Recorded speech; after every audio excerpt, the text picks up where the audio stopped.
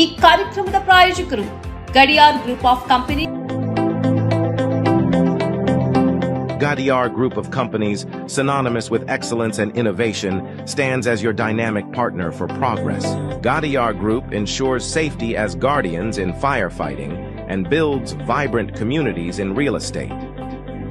Building tomorrow, today. ವೀಕ್ಷಕರೇ, ಸನ್ಮಾರ್ಗ ಸುದ್ದಿ ಸಂಚಯಕ್ಕೆ ಸ್ವಾಗತ. ನಾನು ಸಮೀನಾ ಫಹದ್. ಮಹಾರಾಷ್ಟ್ರದ ನಾಸಿಕ್ನಲ್ಲಿರುವ ಟಾಟಾ ಕನ್ಸಲ್ಟೆನ್ಸಿ ಸರ್ವಿಸಸ್ ಘಟಕದಲ್ಲಿ ನಡೆದಿದೆ ಎನ್ನಲಾದ ಲೈಂಗಿಕ ಕಿರುಕುಳ ಮತ್ತು ಧಾರ್ಮಿಕ ಮತಾಂತರದ ಆರೋಪಗಳಿಗೆ ಈಗ ದೊಡ್ಡ ತಿರುವು ಸಿಕ್ಕಿದೆ. ನಾಗರಿಕ ಹಕ್ಕುಗಳ ರಕ್ಷಣಾ ಸಂಘ ಅಥವಾ ಎಪಿಸಿಆರ್ ನಡೆಸಿದ ಸತ್ಯಶೋಧನಾ ವರದಿಯು ಈ ಎಲ್ಲ ಆರೋಪಗಳು ಆಧಾರರಹಿತ ಎಂದು ಹೇಳಿದೆ. ವರದಿಯ ಪ್ರಕಾರ ಇದು ಕೇವಲ ಕೆಲಸದ ಸ್ಥಳದಲ್ಲಿ ನಡೆದ ಸಾಮಾನ್ಯ ವೈಯಕ್ತಿಕ ವಿವಾದವಾಗಿತ್ತು. ಆದರೆ ಕೆಲವು ಬಾಹ್ಯ ಶಕ್ತಿಗಳು ಮತ್ತು ಮಾಧ್ಯಮಗಳು ಇದನ್ನು ಉದ್ದೇಶಪೂರ್ವಕವಾಗಿ ಕೋಮುವಾದಗೊಳಿಸಿವೆ ಎಂದು ಎಪಿಸಿಆರ್ ತಂಡ ಗಂಭೀರವಾಗಿ ಆರೋಪಿಸಿದೆ.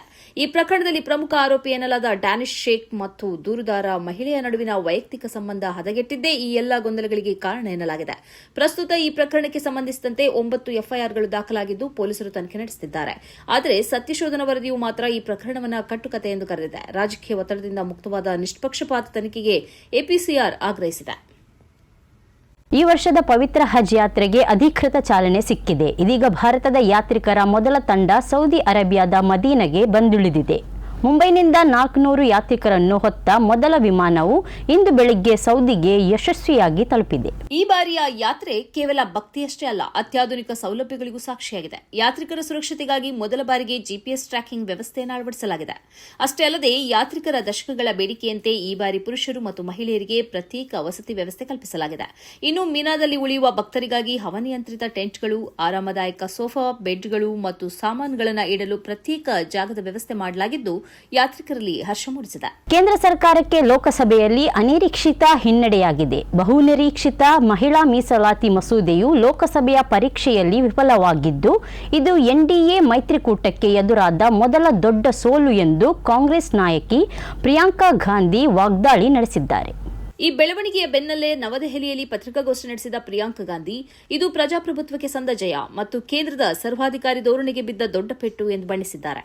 ಮಸೂದೆಯನ್ನ ಡಿಲಿಮಿಟೇಷನ್ ಅಥವಾ ಕ್ಷೇತ್ರ ಮರುವಿಂಗಡಣೆಯೊಂದಿಗೆ ಜೋಡಿಸಿರುವ ಸರ್ಕಾರದ ಕ್ರಮವನ್ನು ಅವರು ತೀವ್ರವಾಗಿ ಖಂಡಿಸಿದ್ದಾರೆ. ಸರ್ಕಾರಕ್ಕೆ ಮಹಿಳೆಯರ ಮೇಲೆ ನಿಜವಾದ ಕಾಳಜಿ ಇದ್ದರೆ ಹಳೆಯ 2023ರ ಬಿಲ್ ಅನ್ನು ತರಲಿ, ನಾವು ಬೆಂಬಲಿಸುತ್ತೇವೆ ಎಂದು ಅವರು ಸವಾಲು ಹಾಕಿದ್ದಾರೆ. ವಿರೋಧ ಪಕ್ಷಗಳ ಒಗ್ಗಟ್ಟು ಈ ಸೋಲಿನ ಮೂಲಕ ಸಾಬೀತಾಗಿದೆ ಎಂಬುದು ಕಾಂಗ್ರೆಸ್ನ ವಾದ. ಒಟ್ಟಿನಲ್ಲಿ ಮೊದಲ ಬಾರಿಗೆ ಸಂಸತ್ನಲ್ಲಿ ಹಿನ್ನಡೆ ಅನುಭವಿಸಿರುವ ಎನ್ಡಿಎಗೆ ಇದು ಕಪ್ಪು ದಿನ ಎಂದು ಪ್ರತಿಪಕ್ಷಗಳು ಟೀಕಿಸುತ್ತಿವೆ. ಪಶ್ಚಿಮ ಏಷ್ಯಾದಲ್ಲಿ ಉದ್ವಿಗ್ನತೆ ಮತ್ತೆ ತಾರಕಕ್ಕೇರಿದೆ. ಇರಾನ್ ತನ್ನ ಆಯಕಟ್ಟಿನ ಪ್ರದೇಶವಾದ ಸ್ಟ್ರೇಟ್ ಆಫ್ ಹಾರ್ಮುಜ್ ಕೇವಲ 24 ಗಂಟೆಗಳ ಅವಧಿಯಲ್ಲಿ ಮತ್ತೆ ಬಂದ್ ಮಾಡುವುದಾಗಿ ಘೋಷಿಸಿದೆ. ಹಾರ್ಮುಜ್ ಮಾರ್ಗ ಮುಕ್ತವಾದರೂ ಇರಾನ್ ಮೇಲಿನ ನೌಕಾ ದಿಗ್ಬಂಧನ ಮುಂದುವರಿಯಲಿದೆ ಎಂಬ ಡೊನಾಲ್ಡ್ ಟ್ರಂಪ್ ಅವರ ಹೇಳಿಕೆ ಇರಾನ್ ಅನ್ನು ಕೆರಳಿಸಿದೆ. ಅಮೆರಿಕದ ನೌಕಾಪಡೆ ಈ ಪ್ರದೇಶದಲ್ಲಿ ಮಾಡುತ್ತಿರುವುದು ಕೇವಲ ಕಡಲ್ಗಳ್ಳತನ ಎಂದು ಇರಾನ್ನ ಐಆರ್ಜಿಸಿ ವಾಗ್ದಾಳಿ ನಡೆಸಿದೆ. ಈ ಬೆಳವಣಿಗೆಯಿಂದಾಗಿ ಜಾಗತಿಕ ತೈಲ ಮಾರುಕಟ್ಟೆಯಲ್ಲಿ ಮತ್ತೆ ಆತಂಕ ಶುರುವಾಗಿದೆ. ಪಾಕಿಸ್ತಾನದ ಮಧ್ಯಸ್ಥಿಕೆಯಲ್ಲಿ ನಡೆಯಬೇಕಿದ್ದ 2ನೇ ಹಂತದ ಶಾಂತಿ ಮಾತುಕತೆಗಳನ್ನು ರದ್ದುಗೊಳಿಸುವುದಾಗಿ ಟೆಹರಾನ್ ಎಚ್ಚರಿಸಿದೆ. ತಮ್ಮ ಹಡಗುಗಳಿಗೆ ಮುಕ್ತ ಸಂಚಾರದ ಸ್ವಾತಂತ್ರ್ಯ ಸಿಗುವವರೆಗೂ ಹಾರ್ಮುಜ್ ಜಲಸಂಧಿ ತನ್ನ ಸೇನೆಯ ಕಟ್ಟುನಿಟ್ಟಿನ ನಿಯಂತ್ರಣದಲ್ಲಿರುತ್ತದೆ ಎಂದು ಇರಾನ್ ಸ್ಪಷ್ಟಪಡಿಸಿದೆ. ರಾಜ್ಯದ ಜನತೆ ತೀವ್ರ ಶಾಖದ ಅಲೆಯ ಹೊಡೆತಕ್ಕೆ ಸಿಲುಕಿ ತತ್ತರಿಸುತ್ತಿದ್ದಾರೆ. ಹೌದು, ಭಾರತೀಯ ಹವಾಮಾನ ಇಲಾಖೆ ಐಎಂಡಿ ಈಗಷ್ಟೇ ನೀಡಿರುವ ವರದಿಯ ಪ್ರಕಾರ ರಾಜ್ಯದ ಹಲವು ಜಿಲ್ಲೆಗಳಲ್ಲಿ ತಾಪಮಾನ ದಾಖಲೆ ಮಟ್ಟಕ್ಕೆ ಏರಿಕೆಯಾಗಿದೆ. ವಿಶೇಷವಾಗಿ ಉತ್ತರ ಕರ್ನಾಟಕದ ಜಿಲ್ಲೆಗಳು ಅಕ್ಷರಶಃ ಕೆಂಡದಂತಾಗಿದೆ. ಕಲಬುರಗಿಯಲ್ಲಿ ತಾಪಮಾನವು 44ರಿಂದ 45 ಡಿಗ್ರಿ ಸೆಲ್ಸಿಯಸ್ಗೆ ತಲುಪಿದ್ದು ರಾಜ್ಯದ ಅತ್ಯಂತ ಬಿಸಿ ಪ್ರದೇಶವಾಗಿ ಗುರುತಿಸಿಕೊಂಡಿದೆ. ಇನ್ನು ರಾಯಚೂರು, ಬಳ್ಳಾರಿ, ವಿಜಯಪುರ ಮತ್ತು ಬಾಗಲಕೋಟೆ ಜಿಲ್ಲೆಗಳಲ್ಲಿ ಉಷ್ಣಾಂಶ 40 ಡಿಗ್ರಿ ಗಡಿ ದಾಟಿದೆ. ಉದ್ಯಾನ ನಗರಿ ಬೆಂಗಳೂರಿನ ಪರಿಸ್ಥಿತಿಯೂ ಭಿನ್ನವಾಗಿಲ್ಲ. ಸಾಮಾನ್ಯವಾಗಿ ತಂಪಾದ ಹವಾಮಾನಕ್ಕೆ ಹೆಸರಾಗಿದ್ದ ಬೆಂಗಳೂರಿನಲ್ಲಿ ತಾಪಮಾನ 38 ಡಿಗ್ರಿ ಸೆಲ್ಸಿಯಸ್ಗೆ ತಲುಪುವ ಸಾಧ್ಯತೆ ಇದೆ. ಇದು ಬೆಂಗಳೂರಿಗರನ್ನ ಕಳವಳಕ್ಕೀಡು ಮಾಡಿದೆ.